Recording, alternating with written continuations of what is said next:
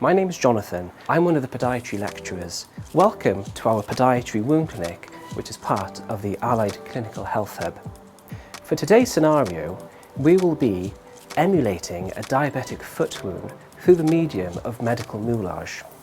The purpose of this scenario is to enable our students to identify some of the clinical features of an infected diabetic foot wound.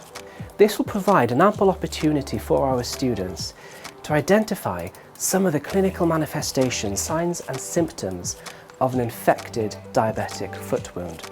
This will enable the students to explain to us in some detail what such a wound would look like, how would it present, and we would also expect them to talk us through the subsequent management of a diabetic foot wound. In order to do this, we will expect them to carry out a swab of the wound.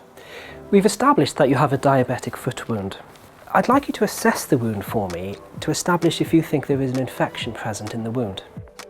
Okay, so by looking at the wound, it's clear that there's some localised redness and swelling, and there is a bit of pustular discharge coming out of it.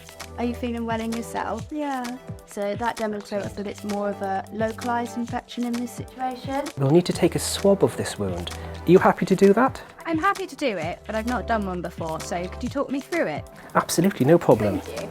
So we've now decanted the swab, so if you'd like to if you could probe the wound with the swab and take a nice deep swab, ensuring that you get into the crevices and the corners of this wound. Place it back in its container. We'll have this swab sent off to our lab. The microbiology team will assess this so they can determine the exact pathogens that are colonising this wound.